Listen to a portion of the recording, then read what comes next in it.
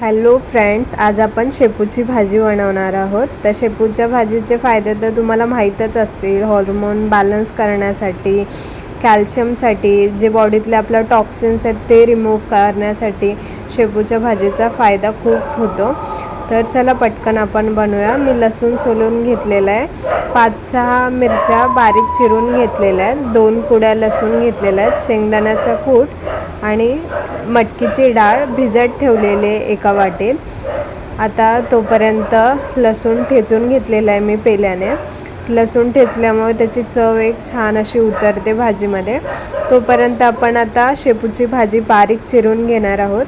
भाजी भरपूर बारीक चिरायची, जितकं तुम्हाला जमेल तितकं. आता भाजी चिरून झालेली आहे, बघू शकता तुम्ही. आता तिला आपण पाण्याखाली मस्त स्वच्छ धुवून घेणार आहोत. भाजी स्वच्छ धुवून घेतलेली आहे. लोखंडाच्या तव्याचे तर तुम्हाला फायदे माहीतच असतील. आता तो गरम झालेला आहे, त्यात तेल गरम करायला ठेवलेलं आहे. लोखंडाच्या तव्यामुळे आयरन्स आपल्या शरीराला भेटतात, तर तुम्ही लोखंडाचाच तवा यूज करत जावा. आता मी 5-6 बारीक चिरलेल्या मिरच्या तेलात भाजायला टाकलेल्या आहेत, मस्त तडतडू दिलेल्या आहेत. आता त्यात ठेचलेला लसूण टाकलेला आहे. ठेचलेल्या लसणाची टेस्ट एकदम भारी उतरते भाजीमध्ये. आता त्याला व्यवस्थित उलटण्याने परतून घेतलेलं आहे 1-2 मिनटं. आणि जरा भाजत आलं की लगेच समजतं, जेव्हा चिकटायला लागतं तेव्हा तव्यामध्ये. आता बघू शकता तुम्ही, व्यवस्थित भाजून झालं आहे. आणि स्वच्छ धुतलेली शेपूची भाजी आता मी तव्यामध्ये टाकलेली आहे आणि त्याला व्यवस्थित हलवून घेणार आहोत उलटण्याने. आता ती भाजी परतून घेतलेली आहे व्यवस्थित. आता त्यामध्ये भिजत ठेवलेली मटकीची डाळ आपण टाकलेली आहे. आता भाजीमध्ये मटकीची डाळ व्यवस्थित मिक्स करणार आहोत उलटण्याने. मटकीची डाळ मिक्स झालेली आहे. व्यवस्थित परतून घेतल्यावर त्यामध्ये आता आपण शेंगदाण्याचा कूट घालणार आहोत. आता चवीनुसार मीठ टाकलेलं आहे. मीठ असं सगळीकडे पसरवून टाकायचं, नाही तर एका जागीच लागतं ते.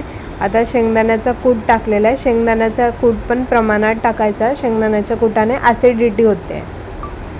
आता व्यवस्थित परतून घेतलेलं आहे. आता ह्याला मीडियम फ्लेमवर मी ताट ठेवलं आहे झाकून. 10 मिनटं मी ही भाजी शिजू देणार आहे. व्यवस्थित मीडियम फ्लेमवर ही 10 मिनटं भाजी शिजते. 10 मिनटं झालेली आहेत. आता मी झाकण काढते आहे. वाफेवर मस्त भाजी शिजलेली आहे शेपूची, बघू शकता तुम्ही. व्यवस्थित परतून घेते मी, शिजली आहे का ते चेक करायला. पण तुम्ही अशा पद्धतीने नक्कीच ट्राय करा, म्हणजे तुम्हाला समजेल. सिंपल बनवायची आणि टेस्टी. जास्त पण काय टाकून भाज्या टेस्टी लागत नाहीत, म्हणून तुम्ही अशा सिंपल पद्धतीने तुम्ही शेपूची भाजी ट्राय करा आणि मला कमेंटमध्ये नक्की सांगा शेपूची भाजी कशी झालेली. शेपूमध्ये कमी कॅलरी आणि जास्त फायबर असल्यामुळे वेट लॉसला शेपूची भाजी खरंच खूप फायदेशीर आहे. तुम्ही पण नक्की खात जावा आणि तुमच्या डाएटमध्ये ॲड करत जावा. आता ही शेपूची भाजी मी मस्त चपातीसोबत एन्जॉय करणार आहे. नवीन असाल चॅनलवर तर सबस्क्राईब करायला विसरू नका.